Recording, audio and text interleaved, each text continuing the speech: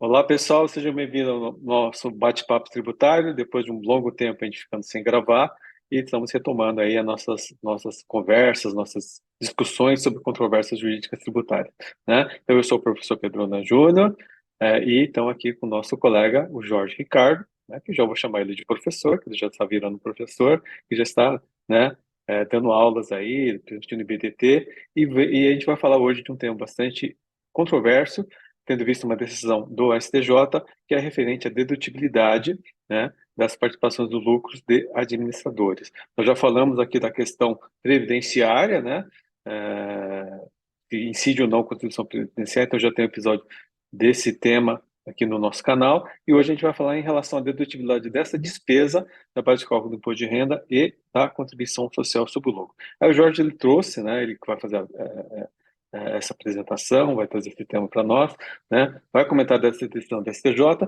e vai também comentar de qual é a posicionamento do CARF em relação a essa matéria, soluções de consultas, doutrina. Então, vai ser um tema bastante debatido, né? Bastante explorado aí pelo Jorge Ricardo. Então, Jorge, agradeço aí por estar mais uma vez com a gente, né? E convidar para quem nos assiste, né? A se inscrever no canal, né? A compartilhar esse vídeo, ativar notificações, porque a sua participação é bastante importante aí para o desenvolvimento do canal. Então, seja bem-vindo, Jorge, a palavra é sua. Olá, Pedro. Obrigado mais uma vez para a gente estar voltando aqui com o bate-papo tributário. Fazia tempo que a gente não gravava, né? Então, é um prazer estar aqui novamente para a gente discutir esses temas. Como o professor Pedro já disse, eu vou tratar aqui da questão da dedutibilidade ou indedutibilidade de PLR pago a administradores, diretores e empregados, né? E um recente julgado do STJ, da primeira turma do STJ. Bom, então, pessoal, o RESP que a gente vai discutir aqui no caso, e a discussão que a gente vai falar foi gerada no RESP 1.948.478, de relatoria da ministra Regina Helena Costa, que tratou justamente dessa questão das participações nos lucros e resultados pagas a diretores empregados. A gente vai ver o que seria um diretor empregado também nessa apresentação. Então, vou passar para o próximo slide. Vamos ver se foi aqui. Bom, qual que era a controvérsia, então? Como a gente já disse, estava se discutindo se eu posso abater, ou seja, deduzir da base de cálculo do imposto de renda de pessoa jurídica e da contribuição social sobre o lucro líquido, os valores pagos a título de PLR para os diretores. Nesse caso, a empresa entendia que esses diretores eram empregados. Então, nós tínhamos em discussão dois dispositivos do RIR. Aqui eu peguei os do RIR 99, que eram os que estavam em discussão no caso, mas eles são reproduzidos no RIR de 2018, no Regulamento de Imposto de Renda. Então, nós tínhamos o artigo 303, que diz que não são dedutíveis, né, como custos de despesas operacionais, as gratificações ou participações no resultado atribuídas aos dirigentes, leia-se diretores, ou administradores da pessoa jurídica. De outro lado, nós temos um dispositivo que fala o seguinte, que é o artigo 359, que eu posso deduzir como despesa operacional o PLR pago aos empregados, né? E aí que entra a discussão. E o diretor, né, que é empregado, né? Será que pode deduzir? Será que ele é diretor mesmo? Será que ele é empregado mesmo? Então, essa é a discussão. E será que eu posso deduzir isso? Então, essa era a controvérsia posta. Aqui eu não vou discutir a CSLL, tá? O professor Pedro deve bem saber que, quanto à CSLL, não, a Receita Federal tem uma IN que, enfim, você já deve ter visto que, em geral, as regras do RPJ elas se aplicam para a CSLL. Nesse caso aqui, não tem previsão. Então, a própria Receita Federal entende que, nesse caso, para fins de CCLL, eu poderia deduzir o PLR pago a diretor, tá? Porque essa regra não se aplica. Só que nesse caso concreto aqui, a gente vai ver, não vou entrar muito, mas o CARF entendeu que se aplicava tanto para a CSL também. O contribuinte perdeu nesse caso, e o STJ também, o ministro Gurgel, quando ele vai fazer o voto dele, ele ignora isso. Então ele diz, resolva o embargo de declaração, eventual questão para a CCLL, apesar da própria Receita Federal reconhecer. Então por isso que eu não vou discutir a CCLL tanto aqui. Para o próximo slide, então. Quais que eram as alegações da recorrente do contribuinte nesse caso? O contribuinte diz que, primeiro, nesse caso, não haveria qualquer controvérsia contra os diretores da empresa serem empregados, ou seja, serem contratados sob regime CLT, enfim, e que o artigo 359, que permite a dedução do PLR de empregado, ele não faz qualquer distinção, né? Se esse quais são as funções exercidas por esse empregado, se é função de dirigente ou não, né, ou qualquer outra questão sobre o vínculo societário. Então, poderia ser aplicado porque o artigo não restringe, né? Não faz qualquer restrição quanto ao diretor ser ao empregado ser o diretor ou não. Então, essas eram basicamente as alegações do contribuinte nesse caso, né? A ministra Regina Helena Costa, o voto dela é bem extenso, tem cerca de 40 páginas. Ela fala, disserta sobre a base de cálculo do RPJ-CLL, faz uma moldura, né, da legislação aplicável à dedução de despesas com remuneração de diretores, traz todos esses dispositivos que eu coloquei aqui, e ela vai muito na linha daquele julgado que a gente já comentou aqui, Pedro, que era aquele julgado sobre a dedutibilidade de remuneração, e aí não é PLR, é remuneração pela prestação de serviço, ou seja, honorários pagos aos administradores.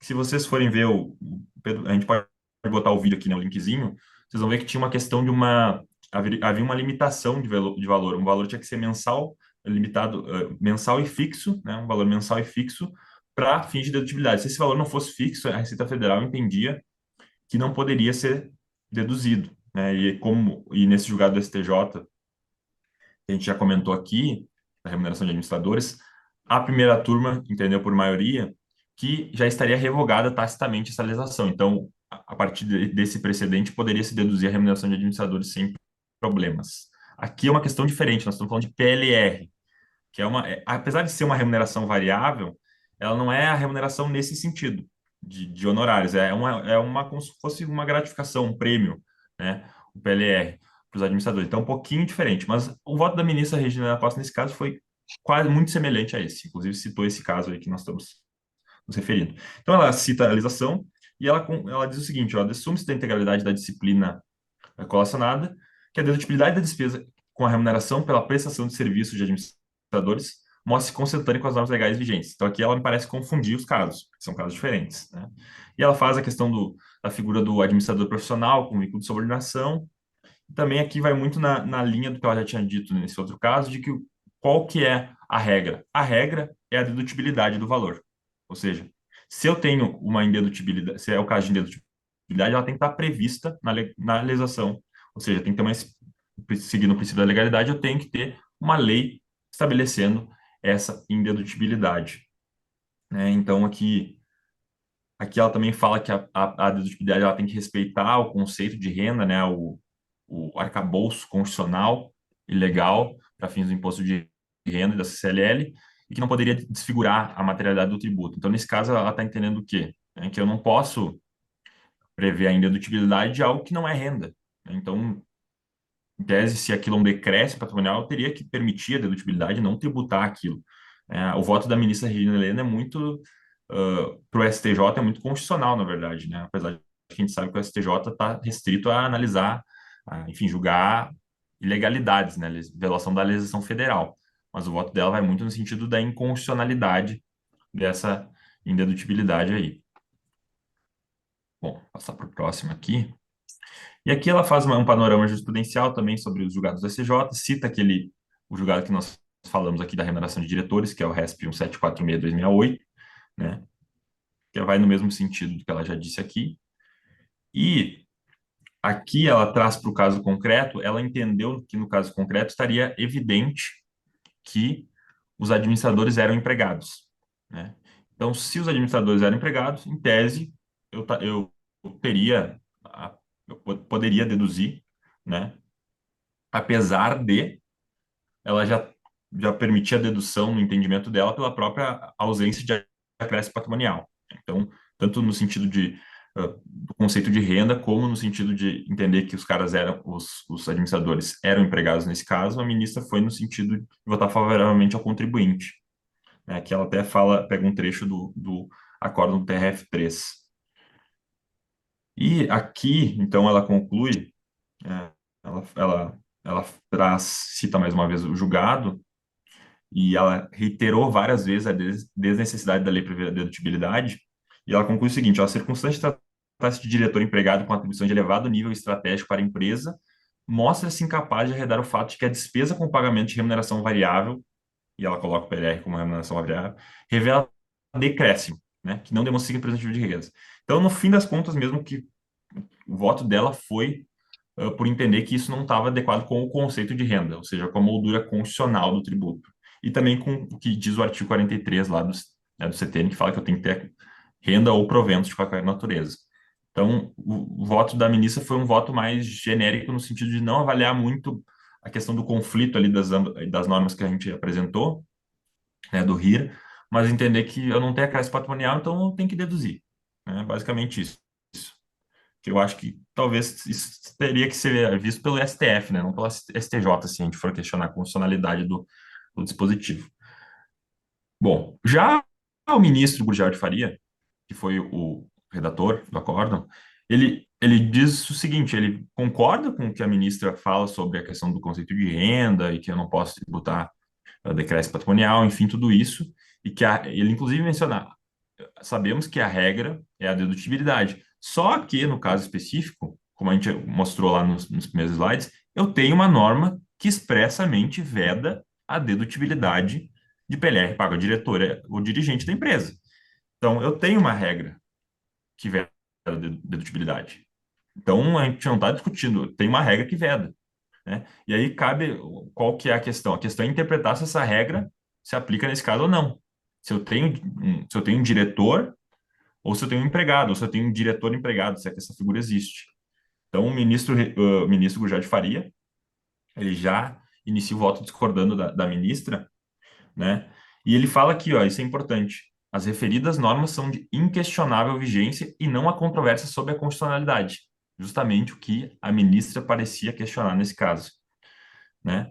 E aí ele fala o seguinte, ó, a lei, aquele dispositivo do RIR que é baseado em lei, ele não faz distinção entre dirigentes ou administradores contratados sob o regime seletista ou sobre o regime estatutário. Então ele já começa indicando que aquele dispositivo que vier da dedutibilidade seria aplicável sim, porque ele não faz distinção.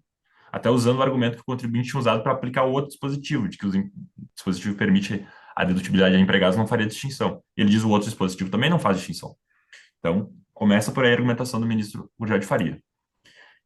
E aqui ele cita, né, a lei 10.101, que é aquela lei que estabelece os padrões para o pagamento PLR e que também estabelece a possibilidade de dedução do PLR, para dizer o seguinte, olha, a, a legislação do PLR, ela parte do pressuposto de que eu tive uma negociação com empregados, ou seja, que os empregados, de forma coletiva, participaram de uma negociação e que esses, esse PLR pago, ele decorre dessa negociação. Eu não posso conceber que diretores executivos, né, com amplos poderes de representação, nesse caso, possam ser enquadrados no mesmo nível que empregados, né? E aí começa a questão de verificar ou não subordinação nesse caso concreto, para verificar os, se os diretores, nesse caso, eram empregados, né? E aqui, o ministro... deixa eu só passar aqui. Não era aqui nesse slide mesmo. O ministro, ele ressalta que, pegando o mesmo trecho que a ministra Regina da Costa utilizou no voto dela, ele verifica que, na verdade, esses diretores, eles não eram empregados. Os diretores, eles podiam, enfim, otorgar procuração, eles tinham poderes de representação perante terceiros, ou seja, eles tinham, de certa forma, uma representação orgânica da sociedade. Nós sabemos que os empregados, querendo ou não, eles têm aquela subordinação e eles não representam a empresa de forma orgânica, eles podem representar, enfim, como talvez um preposto ou algo do tipo. Então, ele fala o seguinte, ó, eu não tenho, primeiro, eu aplico a indedutibilidade nesse caso, ele seria pela própria regra do RIR, porque a regra não faz distinção entre administrador e empregado ou não. E ele diz, e nesse caso concreto aqui, eu não tenho empregados, né? Então, pelo que o TRF3 trouxe no acórdão, ele verificou que, na verdade, esses diretores supostamente empregados, eles não tinham nada de empregados, apesar de terem sido contratados sob regime seletista. Até é uma discussão aqui, talvez, de essência sobre a forma, né? A gente tem, o contrato foi feito, eles foram contratados de forma pela CLT, mas não eram efetivamente empregados, não tinham subordinação jurídica. Inclusive, o contribuinte, nesse caso, é engraçado que ele falou o seguinte, olha, esses diretores, eles têm subordinação para a empresa controladora lá fora. Bom, mas isso não é a subordinação da relação de trabalho, né? Não é a mesma coisa. Então, o ministro Gurgel, nesse caso, ele concluiu, né, com suporte tanto na Lei 10.101 como nas regras do RIR, que a dedução para os empregados, ela se aplica somente aos PRs pagos aos efetivos empregados, né? Ele diz, excluídos assim os valores pagos a tal título a diretores executivos e administradores, mesmo que contratados sob regime seletista. Então, esse entendimento aqui do ministro, ele é um pouco incerto porque a gente não sabe se tiver, por exemplo, subordinação jurídica no caso concreto, o STJ pode decidir diferente, né? Porque essa conclusão dele ok, foi contratado sob regime seletista, mas será que tem subordinação mesmo? Então, essa decisão foi, de certa forma, um pouco genérica, porque a gente não sabe como é que os outros casos serão tratados, né? Porque eu posso ter casos que o diretor efetivamente foi contratado sob regime CLT e tem subordinação. Mas daí talvez ele não seja diretor empregado, talvez ele seja empregado. A questão talvez seja um problema de nomenclatura aqui também que se cria, né? Ah, eu posso chamar de diretor empregado, enfim. Então, em relação à CSLL, o ministro não se pronunciou, como eu já havia dito, mas essa foi a conclusão e essa foi a posição que venceu no julgado, tá? Por maioria. Vencida a ministra Regina Helena Costa. Passando então à jurisprudência do CARF sobre o tema, a gente tem algumas decisões. A gente tem uma decisão, né, da segunda turma da Câmara Superior, que, enfim, avalia justamente a questão da subordinação e entende que são dedutíveis, né, da base de cálculo do imposto de renda, o PLR pago aqueles diretores que mantenham as características inerentes à relação de emprego, especialmente a subordinação, então uma decisão favorável. Aqui a gente tem uma outra decisão favorável da primeira turma da Câmara Superior, que foi decidida por voto de qualidade favoravelmente ao contribuinte. Tá? O voto condutor foi do Carlos Henrique de Oliveira, o professor Pedro Nanda, acho que bem conhece, que sabe muito dessa questão de. Ele trabalhou muito, foi auditor fiscal da Receita, mas na parte também trabalhista, então entende muito disso. E esse caso aqui é interessante por quê?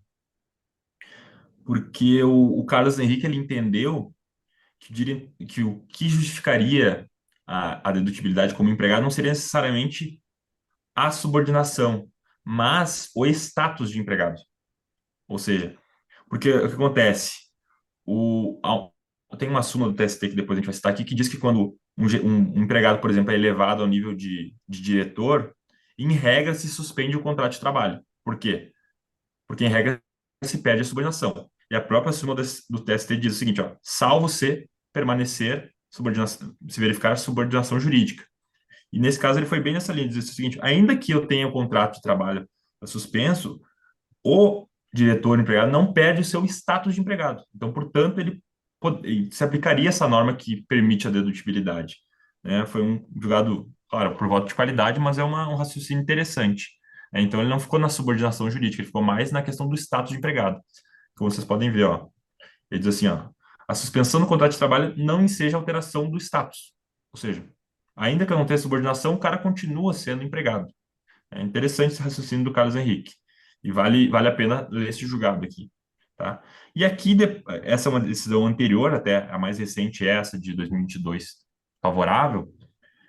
Tem uma decisão desfavorável da primeira turma da Câmara Superior, foi justamente no sentido de, olha, não se verificou aqui a subordinação jurídica, né? Então, esse cara não é empregado. Ele não pode, a ele não pode ser aplicável a regra que permite a dedutibilidade, porque ainda que se chame ele de diretor empregado, ele não é empregado, ele é um diretor, né? Então, é interessante analisar a jurisprudência do CARF, principalmente porque os julgados são bem técnicos. Se quiser fazer algum comentário, Pedro, fica à vontade, não precisa esperar eu acabar, não, Ah, tá? não, fica tranquilo, tá indo bem, tá indo bem, tá sendo muito didático. E aqui a doutrina sobre o tema existe. Esse livro aqui pouca gente conhece, mas existe um livro do professor Alberto Xavier que se chama Administradores e Sociedades. Que é bem interessante, porque ele fala de remuneração de administrador, essas coisas. E ele fala o seguinte: o conceito de administrador, diretor, administrador está ligado ao traço essencial de exercício de poderes que produzem efeitos para com terceiros, né? Ou seja, poderes de representação. Não basta uma gestão, mas eu tenho que poder representar a sociedade de forma orgânica. Foi o que eu disse antes. Nesse caso do STJ, parecia que esses caras eram, de fato, administradores, diretores, né? E aqui ele diz, ó, na prática, a expressão executivo costuma abranger não só administradores em sentido técnico, mas altos empregados da sociedade, os quais não raros são denominados diretores. Então aí ele talvez aqui ele já talvez explique essa nomenclatura que se criou de diretor empregado, né? Interessante, porque o diretor empregado talvez poderia ser o que o Alberto Xavier chama aqui de empregado de alto nível, que é aquele cara que eventualmente entrou na empresa como empregado, foi crescendo, virou gerente, diretor geral, alguma coisa do tipo, mas ele ainda, que ele não tem subordinação. Então ele talvez possa ser enquadrado como empregado de alto nível, não um diretor ou administrador da sociedade. Então, para ele, na opinião, pelo que eu li do Alberto Xavier, ele é meio contrário a essa questão de nomenclatura de um diretor empregado. Ou o cara é diretor, ou o cara é empregado, né? Aqui ele fala também do sentido da remuneração aqui, ele distingue, e é importante isso para gente, porque eu falei ali da diferença entre aquele julgado da remuneração variável e esse do PLR, que uma coisa é a remuneração pela prestação de serviço, outra coisa é o PLR. Apesar de ser lato sensu uma remuneração, a gente fazendo uma análise mais científica, são naturezas distintas, né? O que que gera esse pagamento, tá? Então, aqui também uma diferenciação. Aqui eu trouxe um pouquinho do que o Bulhões Pedreira fala sobre o tema, porque ele fala por que que eu poderia deduzir o PLR pago a empregados, né? Porque, em regra, esse PLR seria aquele atribuído vamos dizer assim, foi uma negociação com os empregados e cada empregado foi atribuído o PLR de forma, vamos dizer assim, indiscriminada, né? Esse livro aqui é de 79, então mudou um pouco, mas é interessante trazer isso porque pega um pouco do que o ministro Gurgel de Faria falou no voto dele sobre a questão da negociação. Ou seja, como é que eu vou admitir que, enfim, pessoas que têm alto cargo de gestão, poderes executivos dentro da empresa, que eles tenham participado dessa negociação do PLR, né, como empregados, assim, estrito sensu. Então, interessante ver o que o Boulanger diz sobre isso, apesar de ser pouca coisa. Aqui eu trouxe também um parecer normativo da antigo de 72, que ele traz um conceito. Aqui, efetivamente, ele traz um conceito de administrador. Então, interessante para ver.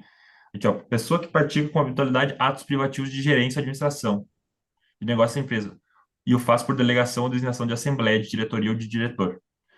E aqui ele diz, ó, são excluídos da conceituação desse inciso os empregados que trabalham com exclusividade permanente para uma empresa, subordinados hierarquicamente e juridicamente. Então, ele exclui desse conceito de administrador, diretor, quem tem subordinação.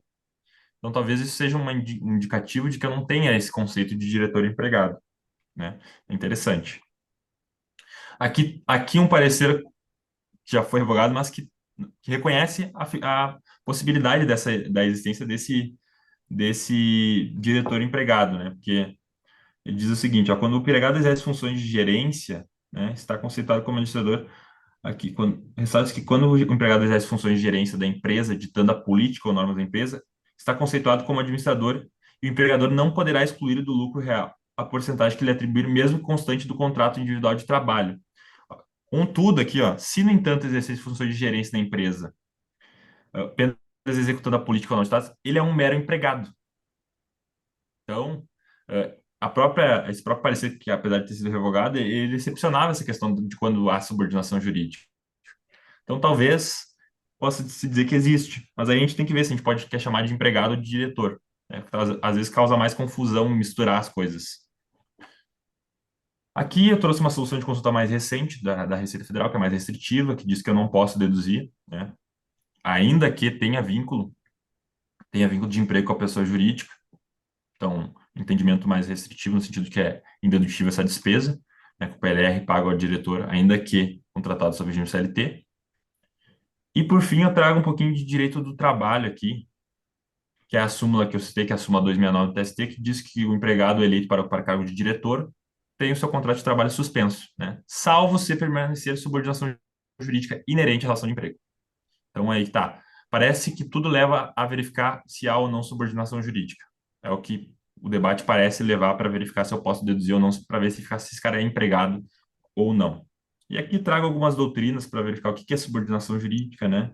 Sujeição a diretivas constantes e analíticas sobre o modo e o tempo que deverá ser executada a prestação de serviços, né? E aqui também trago uma outra citação. E, por fim, algumas questões aqui para a gente debater. O entendimento do ministro Gurgel, né, pode ser considerado correto nesse caso? Faltou algum aprofundamento, entendeu? Faltou verificar qual que é a ratio da vedação da dedutibilidade de PLR pago ao administrador. Então, acho que faltou. Né? O que que deve ser levado em conta para fins de possibilidade de dedução? Tem que ver se é despesa necessária ou nem tem que ver se é despesa necessária, porque é outro dispositivo. Eu tenho que ter status de empregado ou efetiva subordinação. Eu acho que tudo leva a dizer que tem que ter efetiva subordinação. Esse status de empregado que o Carlos Henrique mencionou no julgado do CARF que a gente trouxe, eu acho que foi mais uma ideia dele ali. A maioria vai pela questão da subordinação. E por fim, como eu falei, tendo em vista essa decisão um pouco genérica do STJ, essa decisão vai alcançar toda e qualquer situação em que um diretor contratado sob o regime da CLT receber PLR, né, pela conclusão do ministro Gurgel, apesar de não ser repetitivo, não ser um recurso repetitivo, a tendência é que a jurisprudência siga um julgado do STJ, né? Então, são essas questões que eu coloco aqui para a gente debater um pouco. Obrigado, Pedro, pela atenção. Imagina. Vou tirar aqui a apresentação. Perfeito, Jorge. Não, ótimo tema, Jorge. É importante, né, você colocar, porque é aquilo que a gente já comentou, né, Jorge? A gente vê a notícia, a matéria quando sai, e aí ela se a gente não aprofunda, a gente não sabe qual que é o debate. Você trouxe muito bem essa questão do debate. E aí, se você pega a posição da ministra Regina Costa, aí você vai numa questão, né? É despesa, despesa reduz o lucro, se reduz o lucro é dedutível. Só que não é bem isso que está discutindo aqui, né? Então, e o próprio ministro Gurgel, ele foi um pouco mais profundo para dizer que existe uma regra, e essa regra sempre teve, que ela hoje é do artigo 315 do Rio de 2018, que fala que a despesa por gratificação, participação a administradores não é uma despesa dedutível. E isso veio da onde? Vem da lei 4.506 de 76, depois do decreto-lei 1.598 de 77. Então, é uma regra antiga, então é uma regra especial, né? Então, se é uma regra especial, né, vamos lembrar da Direito Civil, tem que ser aplicada. Então, não pode pegar a regra geral de despesa que a gente já comentou, inclusive, aqui no nosso bate-papo, né? E aí resta qual que é a discussão que você trouxe bem, né? Que o CARF já vem discutindo há muito tempo. Se esse administrador é ou não, de fato, administrador. Então, se ele realmente tem autonomia ou não, né? Porque nós temos administradores e administradores, né? Tem o administrador que realmente ele é o administrador, ele é até sócio da sociedade, ele tem total autonomia, total independência, ele não depende, né, de aprovação de alguém para poder tomar a decisão. E nós temos diretores, ou até a figura antiga do gerente delegado para uma limitada, que ele tem subordinação, ele tem restrições na sua atuação de gerente, então ele tem limitação nos seus atos, tanto é que a limitação tem até em contrato social, no caso do SA tem até no estatuto social da sociedade, então ele não tem total autonomia. Então, neste caso, né, ele seria, de fato, né, um administrador, seria um empregado, e se for empregado, vamos pegar a regra geral de dedutibilidade do PLR de empregados, né? Então, e você colocou bem, né, o ministro, ele deixou, né, infelizmente, né, muitas decisões, né, do STJ e até do Supremo, deixou aberta essa discussão. Ele poderia simplesmente fazer uma definição. Estava, olha, neste caso é administrador, nesse caso não é administrador. E, infelizmente, a discussão ainda permanece, que você falou. Vai ter que vir outros casos para serem analisados para a gente poder chegar na discussão. E você vê, essa discussão é muito antiga. Você vê os pareceres normativos que você trouxe, doutrina, Bulhões Pedreiro. Ó, Bulhões Pedreiro, naquela época, já se discutia isso. Então, essa discussão não é de hoje. Então, infelizmente, até hoje não foi definida. Eu gosto muito da ministra, Regina Helena Costa, ela é uma excelente tributarista, né? Só que eu acho que ela trouxe você falou, uma discussão constitucional, que eu acho que não caberia naquela decisão do STJ, infelizmente, né? Então, realmente, esse tema ainda está, eu diria, ainda está aberto à discussão, né? A gente tem aí muita coisa ainda para discutir. O CARF veio nessa linha, né, do Carlos Henrique, né? Eu acho que ele quis trazer uma tese nova em relação a essa matéria, né? Ou seja, basta ser CLT, sou empregado, ok, não importa a situação fática, né? Ou seja, a essência da coisa, vale simplesmente a forma. Eu acho que não é bem por aí, realmente eu acho que tem que analisar a essência da coisa, e é o que é, o CARF tem buscado. Vamos olhar para ver se realmente esse administrador, que tem o nome de administrador, ele é ou não administrador de fato, ou simplesmente já é um empregado, um gerente que tem um cargo especial, né? Quem sabe que na prática o que acontece, né? para poder satisfazer, né, a vaidade pessoal, você nomeia a pessoa como diretor. Mas ele continua, na verdade, como gerente, né, porque ele tem uma série de restrições na sua linha de atuação, né? E, infelizmente, a gente ainda tem essa discussão aí que está aberta. Então, não colocamos uma pá de cal em relação a esse assunto. E é interessante ver que o voto do ministro Gurgel, ele tem 5 páginas, salvo engano, enquanto o da ministra Regina tem, sei lá, mais de 40, 20 páginas. É bem entendi. grande. Então ele foi bem. Mas uma coisa que é interessante ver, talvez, claro, a questão da ministra Regina faz sentido, mas se fosse por isso eu ia questionar qualquer vedação à dedutibilidade, porque eu Sim, estou fazendo pagamento, é óbvio que eu não estou auferindo algo. Mas a lei, de certa forma, proíbe certas dedutibilidades por entender que isso não. É que, na verdade, a questão não é se é acréscimo ou não. A questão é se eu tenho disponibilidade. No fundo, é se eu tenho disponibilidade sobre aquela renda. Se aquilo, sim, querendo, não volta um pouco para a questão de despesa necessária, mas não para o artigo de despesa necessária, mais para uma questão sim, do conceito de renda, assim. Se eu tenho que pagar obrigatoriamente aquilo ali, eu não tenho disponibilidade jurídica. Portanto, eu permito a dedutibilidade porque eu não tenho, na verdade, porque eu não tenho renda.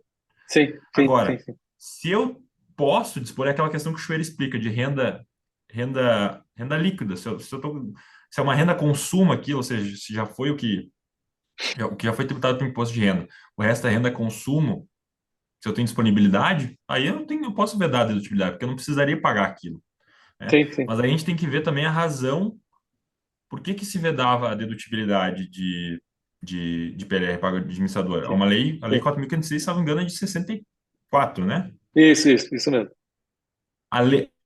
Por exemplo, era outra forma que se pagava PLR. Hoje em dia a gente tem uma lei específica, a Lei 10.101 Isso, de 2000, que isso, regulamenta como é que eu pago PLR. Então tem que ter uma negociação entre empregados. Naquela época, a gente tem que lembrar que dividendo era tributado. Então, isso, distribuição de lucros disfarçada, qualquer coisa que eu pudesse fazer de regra para impedir uma distribuição disfarçada, eu fazia. A própria limitação de remuneração de diretor com limite mensal e fixo era justamente para vedar uma distribuição disfarçada, né, para o sim, administrador. Então, porque muitas vezes o administrador era o próprio sócio, dele fazia retiradas, né? A lei falava em isso, retirada, porque eu retirado do caixa. isso, Então, isso. eu tenho que ver, o que faltou ao STJ verificar é se permanece efetivamente essa ratio da vedação da elegibilidade de administrador, diante da própria modificação legislativa da 10.101, entendeu? Então, acho que o que faltou ao STJ verificar, além dessa questão do conceito de renda, é ver qual que é a finalidade dessa legislação. Isso, Será que isso faz mesmo. sentido ainda manter a vedação da atividade de administrador de PLR? Porque hoje em dia o PLR ele tem que ter uma negociação, entendeu? Então não é PLR, é outra coisa, né, se eu pago Verdade. sem negociar, entendeu? Ah, aí até uma dúvida, Pedro, não sei se eu posso pagar PLR para administrador sem ser o PLR daqui dos empregados para a Lei 10.101. Aí beleza, aí eu entendo que se manteria a finalidade da lei. Mas assim, como não é, também nós não temos mais tributação sobre dividendos, né, no recebimento. Então, talvez não faça sentido, né? Eu até estou estudando isso mais, vou ter que aprofundar mais esse tema para escrever um artigo sobre isso, porque quero investigar melhor se faz sentido manter essa regra ou não, porque, na verdade, o que o STJ discutiu é sobre a aplicabilidade da regra ali, mas não sobre se aplicava ao caso concreto, né, diante mas não se aquela norma ainda faz sentido, né? Talvez Verdade. de dizer, olha, essa norma não tem mais finalidade de aplicação, entendeu? Sim, sim, sim. Então, isso que eu acho que precisa ser investigado e ficou em aberto ainda. Eu acho que vale a pena, né, Jorge, para a gente aprofundar esse estudo e a gente fazer um outro vídeo sobre esse tema, né?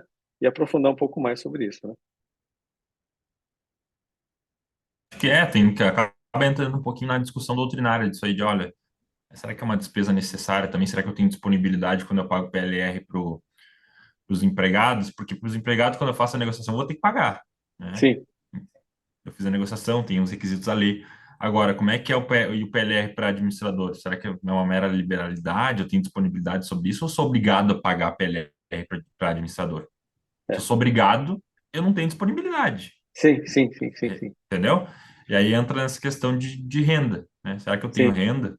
Então aí que faltou também a ministra aprofundar, porque ela ficou muito no, verdade. é decréscimo, tá, mas não é, a questão não é se é decréscimo, não, a questão é se eu tenho disponibilidade, né? Sim, E isso sim, ela não aprofundou tanto, ela mencionou, mas faltou investigar qual que é a finalidade dessa lei, como é que é o pagamento PLR para o verdade. diretor. Então, eu acho que, eventualmente, talvez segunda turma ou a própria primeira sessão, dependendo de como é que for um outro julgado do STJ, vai, eventualmente, o que faltou foi, além, ela falou muito da questão do conceito de renda constitucional, mas acho que faltou verificar a questão da se há ou não disponibilidade jurídica, né, que é, para quem não leu, é um artigo interessante de ler, professor Schwerer, que é renda líquida é renda disponível.